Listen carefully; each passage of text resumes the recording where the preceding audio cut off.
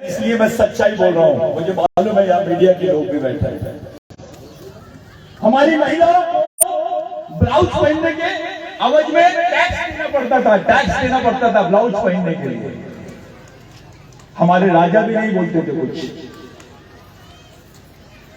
हमारे लोगों ने बामड़ा गोंड करके एक आदमी था जो टंटा भील का खास आदमी था।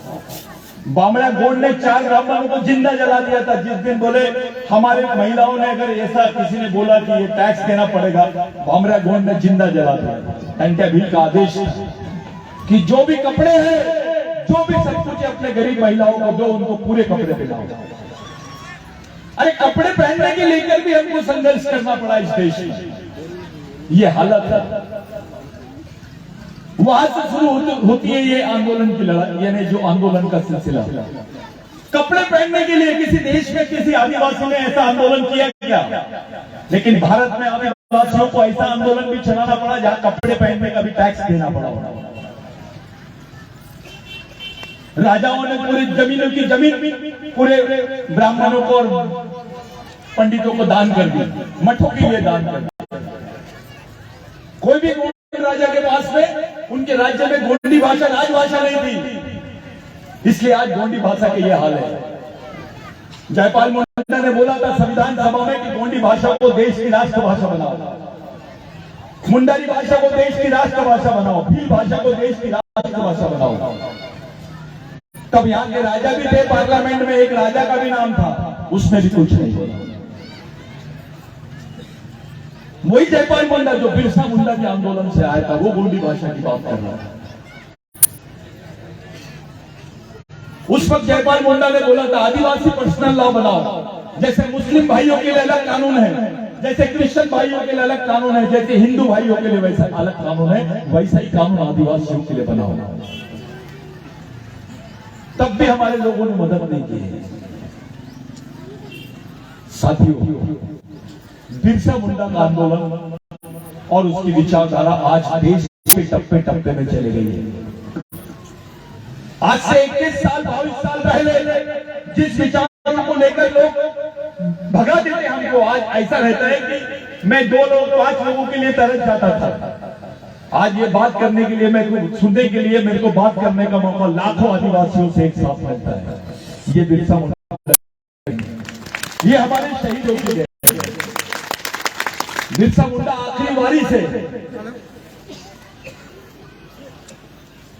शंकर शाह रघुनाथ का वारिस, दुर्गावती का वारिस, टंटा भील का वारिस, बाबूराव शर्मा के का वारिस, राघोजी भांगरे का वारिस। बिरसा मुंडा का पुतला लग जाता है, वहां ऐसा लगता है कि ये शहर आदिवासियों का है, ये गांव आदिवासियों का है। ऐसा पूरे देश में चलता है। जिस आंदोलन को कोई पहचानता नहीं था, आज प्रधानमंत्री को बोलना पड़ता है कि मैं 15 नवंबर को जनजाति गौरव दिवस मनाऊंगा। प्रधानमंत्री परेशान हो गया है। जो लोग आरएसएस में आदिवासी काम कर रहे थे, उनको रोकने के लिए प्रधानमंत्री को जनजाति गौरव दिवस मनाना पड़ा, क्योंकि वहां जो आदिवासी बीजेपी में आरएसएस में काम कर रहे थे, उनका भी दिल आदिवासियों का दिल है, उनका भी खून आदिवासियों का खून है। और आदिवासी बेईमान नहीं होता है, वो अपनी कौम से बेईमानी नहीं करेगा, कोई भी पार्टी में। ये समझ में आ गया था आरएसएस वालों को कि भैया अब ये आदिवासी इधर जाने वाले हैं, तो इन्होंने एक नई दुकान खोल दी, जनजाति गौरव दिवस। लेकिन यहां पर भी सौतेला व्यवहार किया इन्होंने। ये सौतेले मामा है, ओरिजिनल मामा नहीं है। ओरिजिनल मामा तो टंटे मामा है। ये जनजाति गौरव जो है, ये सौतेला व्यवहार है आदिवासियों के साथ में। ये डर रहे हैं, ये तुमको आदिवासी नहीं बोल रहे, ये जनजाति बोल रहे हैं। साथियों, तुमको आरक्षण आदिवासियों के नाम पे मिला है, आपको सुविधा आदिवासियों करके मिला है। आपके बाल बच्चों को जो आज आप पढ़ा रहे हो, इसलिए मिल रहा है क्योंकि आप आदिवासी हैं। आपकी जमीन आप आदिवासी, आप इस देश के मूल मालिक हो। प्रधानमंत्री तो नागरिक है, ओरिजिनल मालिक तो आदिवासी आप हो। आप इस देश के मालिक हो, आप नागरिक नहीं हो, आप मालिक हो। तुम्हारे बाल बच्चे, आने वाली पीढ़ी आदिवासी नहीं रहेगी। अब तुम्हारे बच्चे को कास्ट सर्टिफिकेट नहीं मिलेगा। अब बच्चों को तुम्हारे पढ़ाई करने के बाद भी नौकरियां नहीं मिलेगी। अब तुम्हारी जमीन भी छीनी जाएगी, तब तुम लोग क्या करोगे? ये सरकार बोलती है कि भारत में आदिवासी नहीं रहते हैं। इसका मतलब यह है कि भारत नागरिक आदिवासी भारत का नागरिक नहीं है। किसी विश्व के किसी देश में ऐसा नहीं हुआ है। और अपने गांडू नेता चुपचाप बैठे हुए पार्लियामेंट में, कोई कुछ नहीं बोल रहा, ताली बजाने की बात नहीं है, कोई कुछ नहीं बोलता है। तुम्हारी पहचान खत्म हो रही है, तुम्हारी कौम को खत्म करने का षड्यंत्र चलता है और अपने लोग चुप है। अरे दिल से एक बार तो बोल कि तेरे को इस देश में आदिवासी क्यों नहीं बोला जा रहा है? तू है कौन? तू तो मालिक है। ये गोंडवाना तेरा था, ये गोलवाना तेरा है, ये दिलवाना तेरा है, ये पूरा देश तुम्हारा है। तुम मोहनजोदड़ो हड़प्पा के मालिक हो, अपना बाप लिंगो है जिसने बताया है कि धर्म नहीं, धर्म तो आज 2000 साल पहले चीज आई हुई चीज है, संस्कृति तो 20,000 साल से है, इसलिए हमको आदिवासी बोलते हैं। ये जानबूझकर आदिवासियों को इस देश से खत्म करने का षड्यंत्र चल रहा है। साथियों, आप पढ़े लिखे हो, आप समझदार हो, आपको मालूम है कि अभी आने वाले समय में क्या होने वाला है, तो समझ लो। आदिवासी भारत में नहीं है। इसका मतलब क्या होता है? मुसलमान को लगता है कि भैया आदिवासी के साथ हो रहा है, तुम चुपचाप रहो। दलित भाइयों को लगता है ये तो आदिवासियों के साथ में हो रहा है, अपन भी चुपचाप रहो।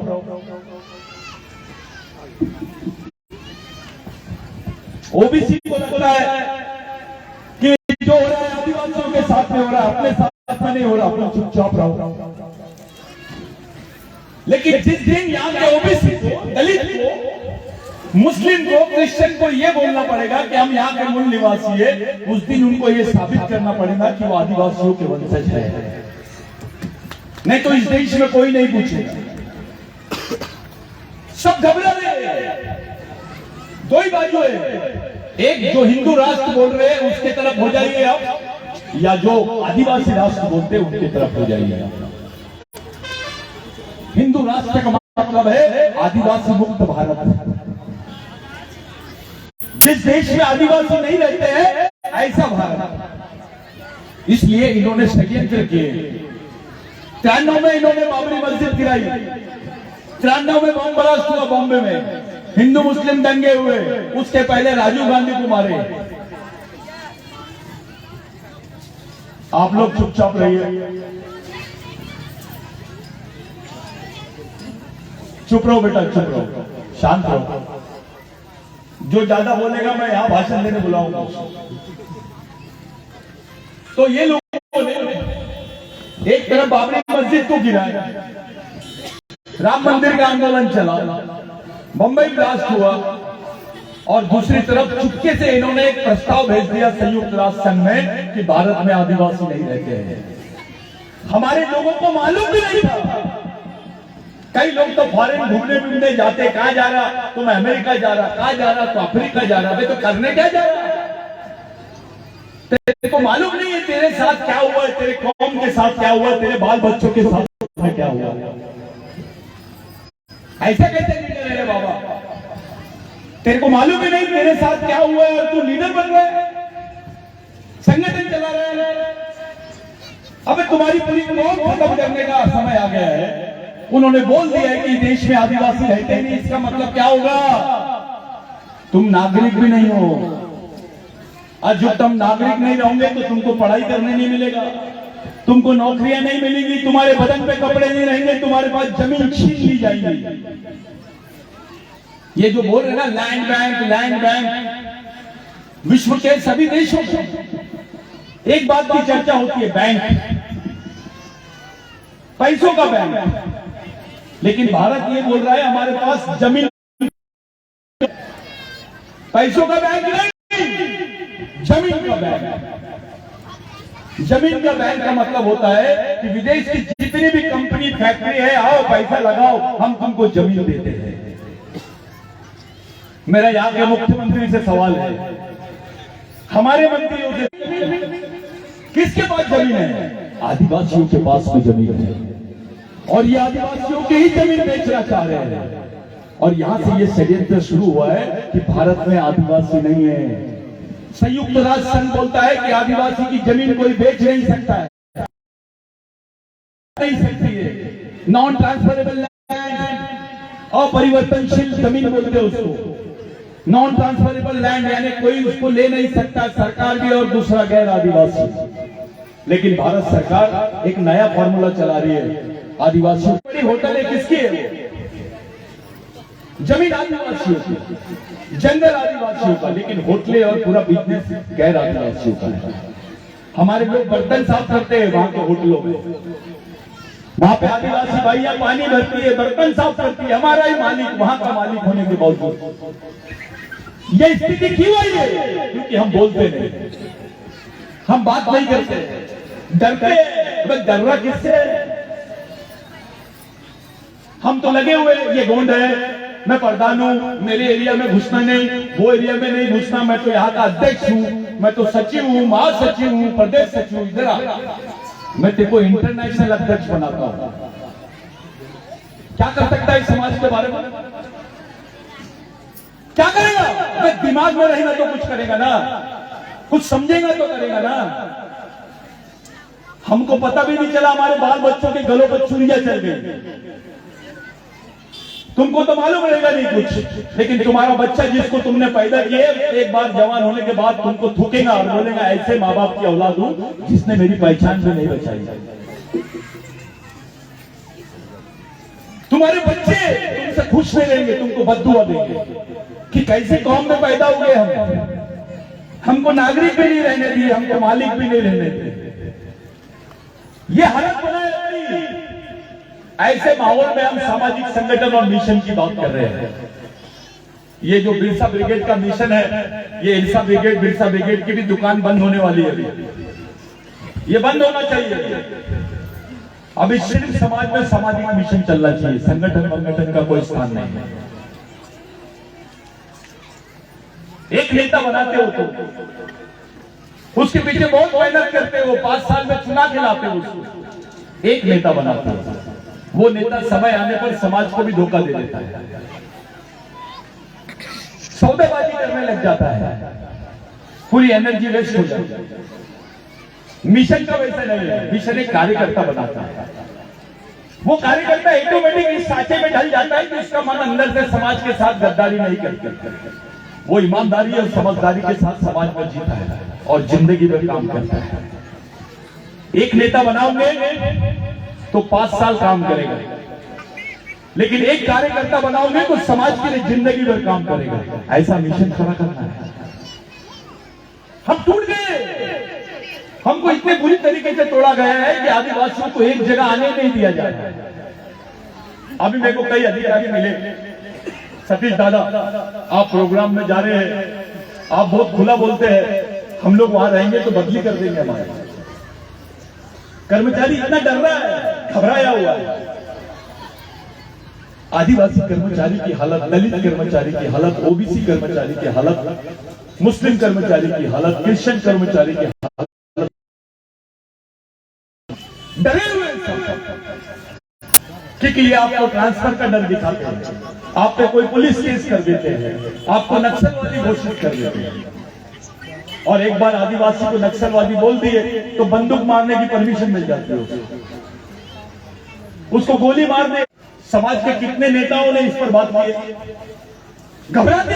अबे ये तो नक्सलवादी का टॉपिक है, डरेंगे। क्या करेगा भाई नक्सलवादी, क्या करेंगे मिलिट्री? जब तुम अपनी कौम के बारे में खुल के नहीं बोल सकते तो ऐसे गांडू लोग समाज की लीडरशिप नहीं कर सकते। ईमानदार होना चाहिए समाज के साथ, समझदार होना चाहिए समाज के साथ। ये जो आप लोग बैठे हैं इसलिए बैठे हैं क्योंकि समाज नाम की चीज जिंदा है। अगर समाज नहीं रहेगा तो तुमको कोई पूछेगा भी नहीं क्या है तुम्हारे पास। एक आदिवासी को बोलो 10 लाख रुपए का अपने लड़के के लिए बिजनेस लगाता है क्या? नहीं लगा सकता। समाज जिस दिन तुम्हारे पास से खत्म हो जाएगा तुमको कोई गिनेगा भी नहीं, मर जाओगे। तुम जिंदा इसलिए हो क्योंकि तुम आदिवासी हो। आदिवासियों को सामाजिक मूल अभी जिंदा है, कुछ हद तक जिंदा है, सांस ले रहा है, आखिरी सांस ले रहा है। ये बहुत अच्छी लाइन लिखे, भारत के आदिवासियों के अंतिम पीढ़ी द्वारा अंतिम पीढ़ी को बचाने के लिए लड़ाई लड़ी जाने वाली आखिरी लड़ाई, ये आखिरी लड़ाई है। अगर तुम लोग ये भी हार गए तो इस देश में तुमको कोई पूछेगा नहीं।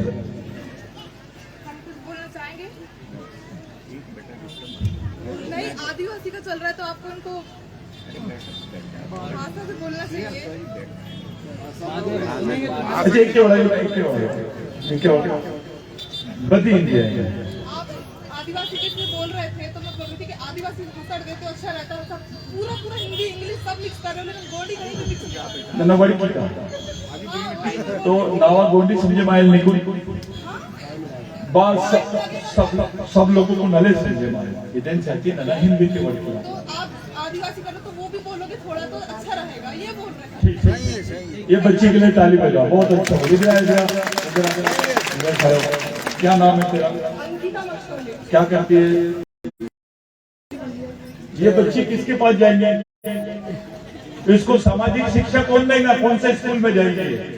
कौन पढ़ाएगा इसको? वे बच्चा आदिवासी है और पढ़ाएगा ब्राह्मण।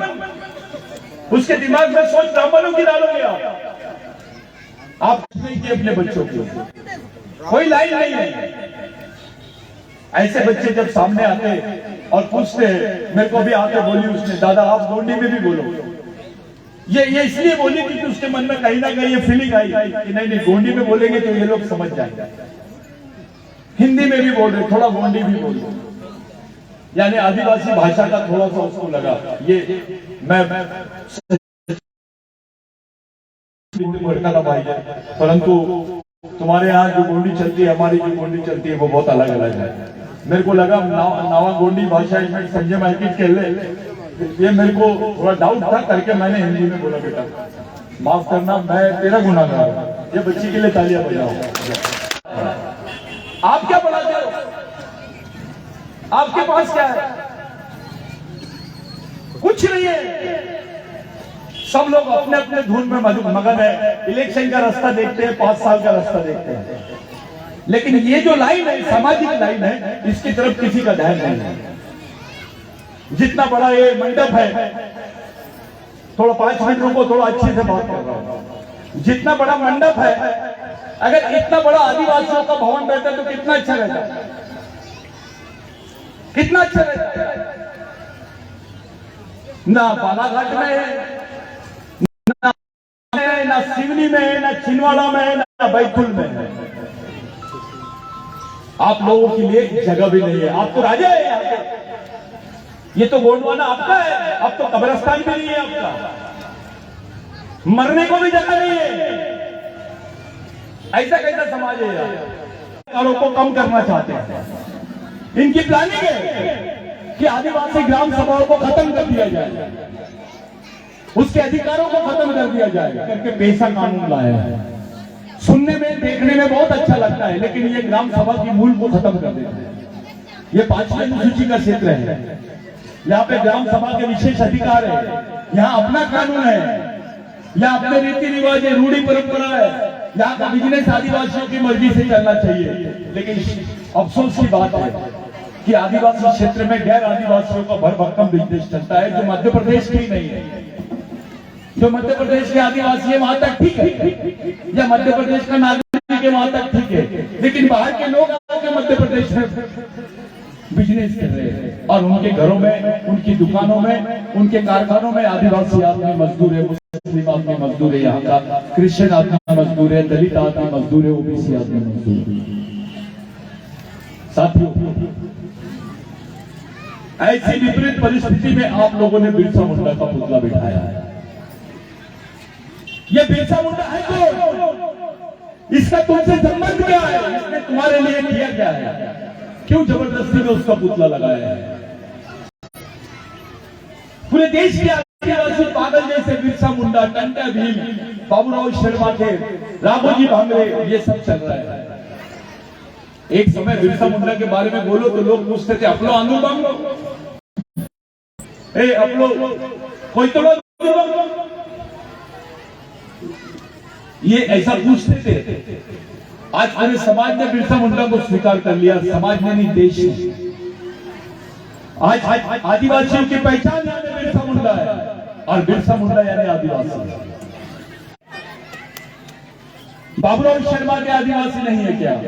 प्रधानमंत्री में दम है, राष्ट्रपति में दम है, तो उन्होंने बोलना चाहिए। लेकिन चुपके से एक लेटर भेज दिए पूरे संयुक्त राष्ट्र संघ में, और आदिवासियों को चुपचाप कर दिया। अभी बिहार के यादव लोगों ने एक हलफनामा दिया कि हम आदिवासियों के वंशज हैं। इधर तेलंगाना में दलितों ने हलफनामा दिया कि हम आदिवासियों के वंशज हैं। अब बोलना शुरू कर दिया, अब बोलने लग गए। अब झारखंड के क्रिश्चियन बोलने लग गए कि हम आदिवासी, हम मूल मालिक हैं, क्योंकि हमारी पहचान धर्म से नहीं, हमारी संस्कृति से है। आदमी धर्म बदल सकता है, लेकिन अपना खून और अपनी संस्कृति नहीं बदलती है। हमारी संस्कृति के मूल वही रहते हैं, इसलिए हम आदिवासी हैं।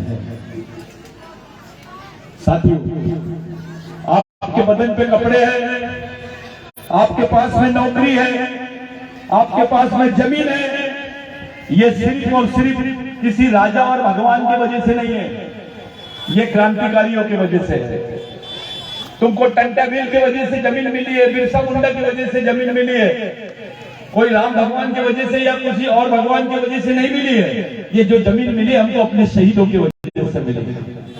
ये जमीन हमारे हिस्से में आई क्योंकि ये लोगों ने हमारे लिए फांसी का फंदा पहना, इनको मारा गया, इनको फांसी लगाई गई, ये हमारे लिए शहीद हो गए। आप बोलो, आपके बच्चे को आपके लिए फांसी के फंदे पे चढ़ता क्या? आपका लड़का चढ़ता है क्या फांसी पर?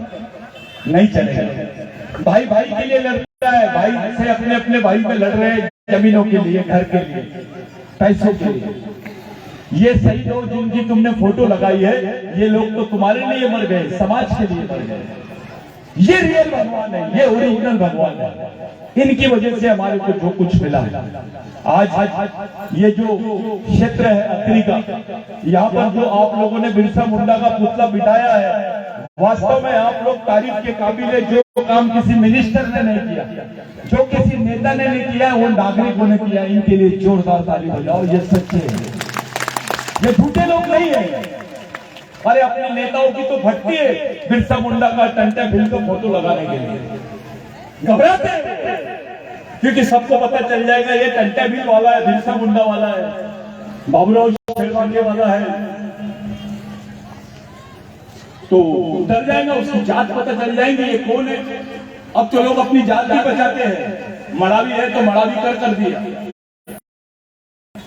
पेंदाम है तो पेंदाम कर दिया, मरस्कोल है तो मरोस्कर कर दिया। जैसे तेंदुलकर का रिश्तेदार बनने की तैयारी है। हमें अपनी जात भी बदलता है, अपनी पहचान भी बदलता है।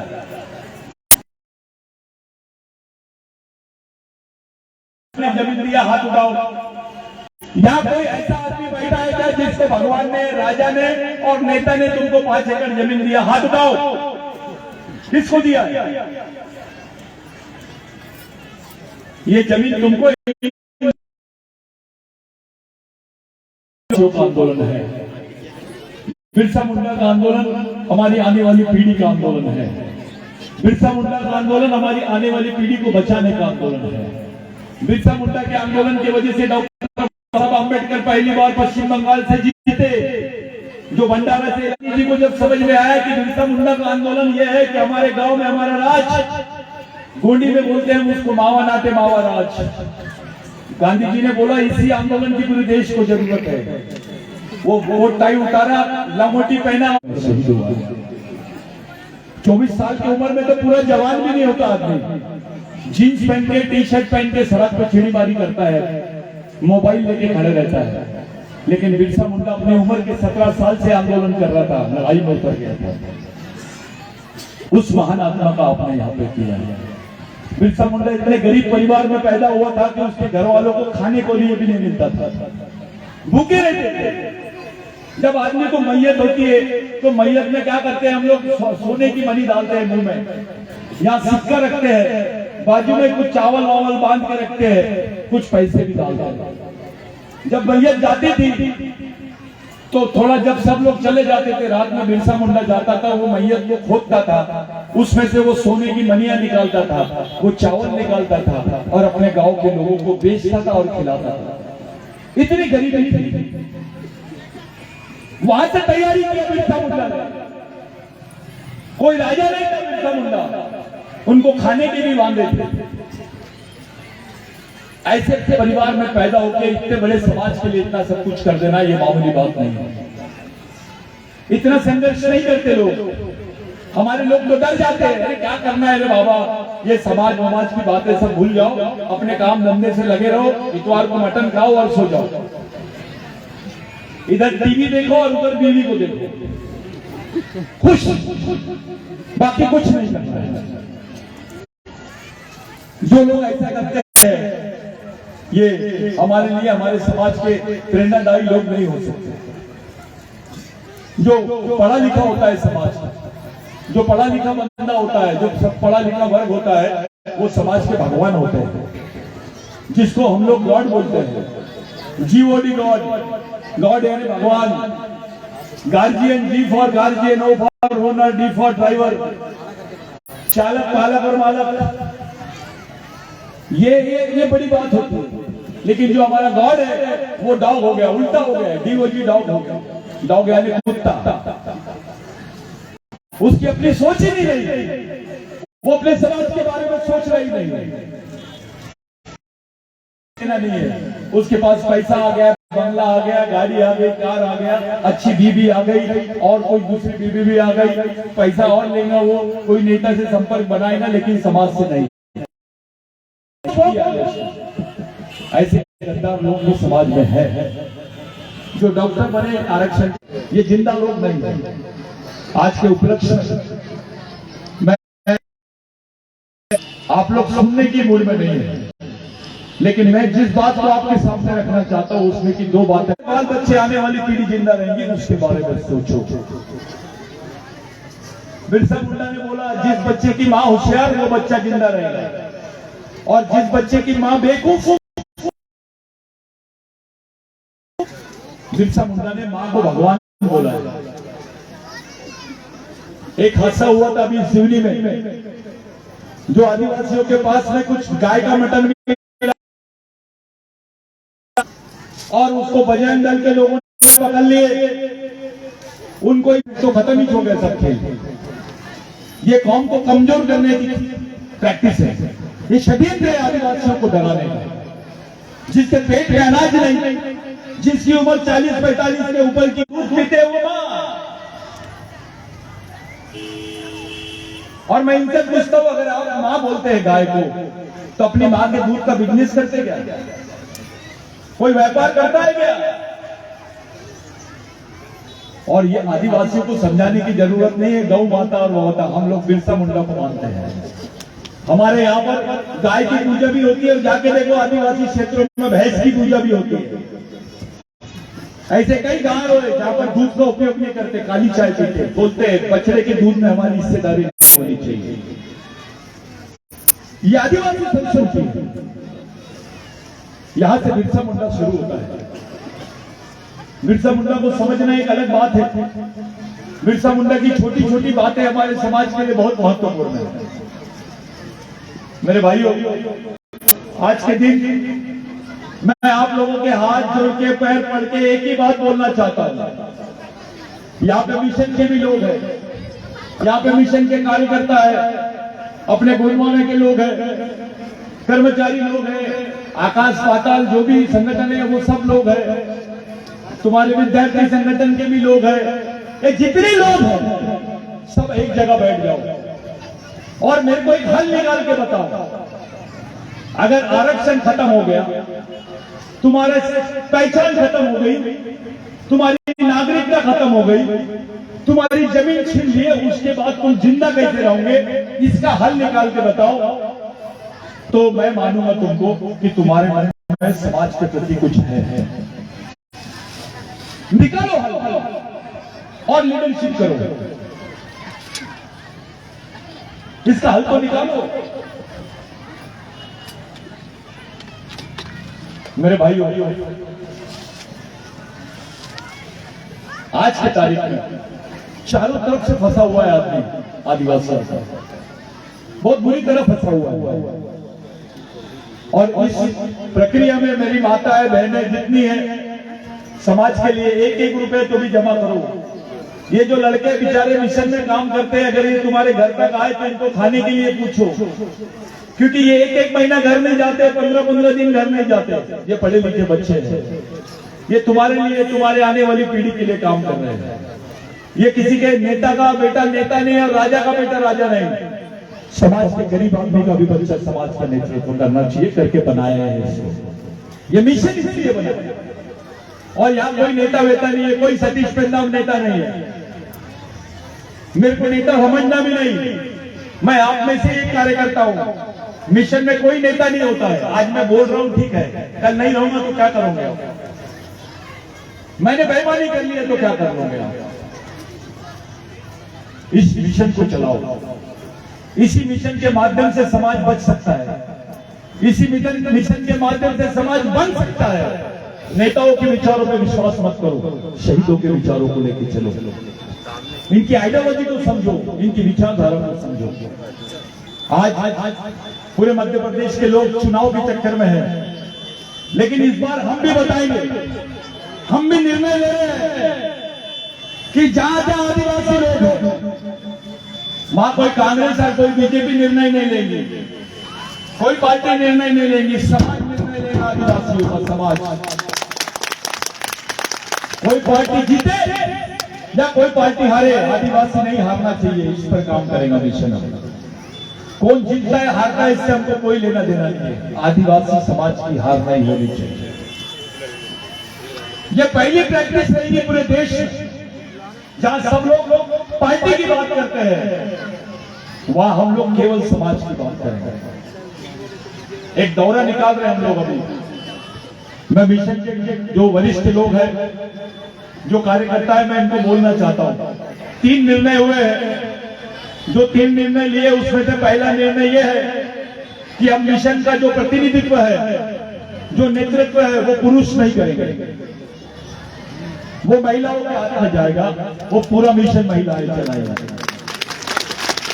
दूसरा निर्णय है कि अब गोंड प्रधानों के हाथ में नेतृत्व नहीं रहेगा, बैगा के हाथ में नेतृत्व जाएगा, हल्बी के हाथ में नेतृत्व जाएगा, कोरकू के हाथ में नेतृत्व जाएगा, भील के हाथ में नेतृत्व जाएगा, और गोंड और प्रधान को उसका ईमानदारी से साथ देंगे, क्योंकि हमारे आपस में झगड़े नहीं होना चाहिए।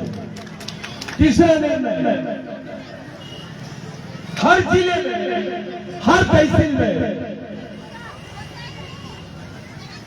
ये निर्णय, देखो मैं क्या बोल रहा हूं, फिर से सुन लो। आने वाले 26 तारीख को हर जिले में, हर तहसील में आदिवासी आदमी जमीन पर अतिक्रमण करेगा, सरकारी जमीन पर अतिक्रमण करेगा मध्य प्रदेश, क्योंकि हमारा नारा है, जो जमीन सरकारी है, वो जमीन हमारी है। इस नारे को याद रखो। आने वाले 26 तारीख को, जिस दिन महामानव भगवान टंटा भील का जन्मदिन है, उस दिन पूरे मध्य प्रदेश के लोग प्रत्येक तहसील और ग्राम सभा के माध्यम से प्रस्ताव लेंगे। सभी ग्राम सभाओं में आदिवासी शहीदों के लिए पेनकड़ा की भूमि मांगेंगे। पेनकड़ा यानी हमारे पूर्वजों की भूमि, जहां पे हम अपने संस्कार पूरे करते हैं, हमारे पूर्वजों को पूछते हैं। उसके लिए हर ग्राम सभा में कम से कम 3 एकड़ जमीन का प्रस्ताव पास होना चाहिए। पूरे मध्य प्रदेश में 4,000 ग्राम सभाओं का गठन हुआ है मिशन के माध्यम से, और ये रिकॉर्ड रहेगा। आने वाले 26 जनवरी के दिन 4,500 ग्राम सभाओं में जमीन का प्रस्ताव पास होगा, और हम देखते हैं कि ये सरकार होती कौन है हमारे को जमीन से हटाने वाली। ये लड़ाई लड़ेंगे, क्योंकि हमको जमीन का टुकड़ा होना हमारे बच्चों के लिए, उसको ITI की शिक्षा देने, उसको एजुकेशन देने के लिए, उसको स्वयं रोजगार की शिक्षा देने के लिए, उसका भविष्य बनाने के लिए, उसको टेक्निकल एजुकेशन देने के लिए। सरकार के भरोसे मत रहो, अपनी दुकान बनाओ, समाज के भरोसे रहो। तब जाके समाज के मजदूर का भी बच्चा जिंदा रह सकता है। क्योंकि सरकार अपने बारे में नहीं सोच रही है, अपने नेता अपने बारे में नहीं सोच रहे हैं, अपने समाज के कर्मचारी अधिकारी अपने बारे में नहीं सोच रहे हैं। तो आपकी जवाबदारी है कि आप अपने बारे में सोचो और इस मिशन को आगे बढ़ाओ। साथियों, 1 तारीख से 1, 2, 3 ये 1, 2, 3 तारीख से एक महिलाओं का जत्था पूरे महाकौशल में परिभ्रमण करेगा। इसमें करीब 500 लड़कियां रहेंगी, 200 महिलाएं रहेंगी। ये 500 लड़कियां और 200 महिलाओं को हमको पूरे गांव-गांव में भेजना है। सामाजिक सदस्यता मुहिम चलाएंगे, पूरे समाज की महिलाओं को सामाजिक सदस्य बनाएंगे, पुरुष को नहीं। क्योंकि आदिवासी संस्कृति में महिला का बहुत बड़ा स्थान है। सब धर्मों को पुरुषों ने बनाया, लेकिन आदिवासी संस्कृति को महिलाओं ने बनाया। इसलिए इसका नेतृत्व अब महिलाओं के हाथ में जाना चाहिए। आदमी कमाएंगे तो दारू की दुकान में जाता है, जैसा पेमेंट मिलता है तो दारू की दुकान में जाता है। लेकिन महिला कमाएंगी तो राशन की दुकान में जाएगी। कम से कम अपने बच्चे का पेट तो पाल सकते। एक महिला कम से कम 800 रुपए रोज कमाना चाहिए, तब जाके उसके बच्चे को अच्छा इंजीनियर, अच्छा डॉक्टर बना सकती है। वो कुछ कर सकती है अपने बाल बच्चों के लिए, कुछ बना सकती है अपने बच्चों को। आपके लिए, मेरे लिए, हम सबके लिए जरूरी है। मैं ये निर्णय हमारे जितने बुजुर्ग हैं इनको मैं विश्वास में नहीं लिया। ये निर्णय मैंने मेरी सद्बुद्धि से लिया। जो सिचुएशन मेरे को दिखी मध्य प्रदेश में महाकौशल में खास करके, वो सिचुएशन को देखकर मैंने निर्णय लिया कि अब महिलाओं के हाथ में नेतृत्व देना चाहिए, पुरुषों के हाथ में नेतृत्व नहीं रहेगा मिशन। अब इसकी कमांडर भी महिला बनेगी, इसका देख रेख भी महिला ही करेंगी, इसके पैसे की भी रोलिंग महिला करेंगी, इसके सामाजिक डिसीजन भी महिला लेंगी और पुरुष काम करेंगे। महिलाओं के नेतृत्व मिशन मैं ऐसा सोच समझ के ये निर्णय लिया। और ऐसे कई बच्चियां हैं, पोस्ट ग्रेजुएट है, डॉक्टर है, इंजीनियर है, महाराष्ट्र में है, झारखंड में, उड़ीसा में है। आपको खुशी होगी ये बात बोलकर कि आज पूरे देश कम से कम 10,000 लड़कियां, लड़के, पढ़े लिखे बच्चियां जो आज मिशन में काम कर रहे हैं और खुलेआम किसी से भी डिस्कशन करने के लिए तैयार रहते हैं, अपना घर बार छोड़ के काम कर रहे हैं। ये मिशन की देन है। तुम कोई भी स्टेट पे जाओ, तुमको महिलाएं मिलेंगी, मिशन में काम करने वाले बच्चे मिलेंगे, स्टूडेंट मिलेंगे, लड़के मिलेंगे, लड़कियां मिलेंगी। सब लड़कियां तैयार होना चाहिए। सब लड़कियों को तैयार करो। उनकी शादी के बारे में कम, उनकी नौकरी और उनके जीवन के बारे में ज्यादा सोचो। आप लोग अपने बच्चों को इस तरीके से पढ़ाओ कि उसके हाथ में कुछ ना कुछ रहे, वो भूखा ना मरे। एक जवाबदारी लेने के हिसाब से जितने बुजुर्ग हैं, जितने कर्मचारी, अधिकारी हैं, मेरे को बताते हैं लोग, अब ये मालूम नहीं कि भैया मिशन से तो सब कर्मचारी अधिकारी हट गए। मिशन में अब कोई कर्मचारी अधिकारी नहीं आते, ऐसा बोला जाता है। मैं रिपोर्ट ले रहा हूं। जितने कर्मचारी अधिकारी लोग हैं, भैया मैं आपसे बात करूं ना करूं, मेरी हाथ जोड़ के विनती है, जिंदगी की सबसे बड़ी गलती मत करना कि मिशन का हाथ छोड़ दो। आप आज मिशन का हाथ पकड़ोगे, मिशन तुमको जिंदगी भर साथ देगा। लेकिन आप मिशन का हाथ छोड़ दोगे, मिशन से आप जिंदगी भर के लिए छूट जाओगे। क्योंकि ये मिशन किसी का नहीं है, ना किसी सतीश पेंदाम का है, ना किसी वरकड़े दादा का है, ना किसी पंद्रे का है, ना किसी और कैंडिडेट का है। ये मिशन समाज का है। मेरी भी आपको जरूरत नहीं निर्णय लेने की। आप मेरे को यहाँ बुलाते हो, मेरे को सुनते हो, मेरा इतना सम्मान करते हो, मैं आपको सल्यूट। इतनी सम्मान देने की भी कोई जरूरत नहीं है मेरे को। मैंने अपना जीवन ही इसके लिए डुबा दिया है। मेरे को अभी यही कोई परवाह नहीं रहती कि भैया कौन पूछ रहा है मेरे को, कौन बात कर रहा है, कुछ नहीं। मेरे को यही काम करना है। इसलिए समाज में ये मिशन, ये हार वार पिनाना वाला बंद कर दो कार्यक्रम। बहुत हार पिनाए तुमने मेरे को, तुम्हारे लिए आया है। तुम जो बोलेंगे तुम्हारी सेवा में वो खड़े रहेगा। इसी को मिशन का कैडर बोलते हैं। तो जितने लोग हैं कर्मचारी, अधिकारी, मेरी हाथ जोड़ के विनती है कि समय की नजाकत को समझो। पूरे देश में कौन लड़ रहा है? मध्य प्रदेश की जो लड़ाई कमजोर होती है ये आपसी तनाव की वजह से होती है। हमारे लोग आपस में झगड़ा लड़ लेते हैं, आपस में किसी से कोई नाराज हो जाता है, उसका गुस्सा मिशन पे निकालते हैं।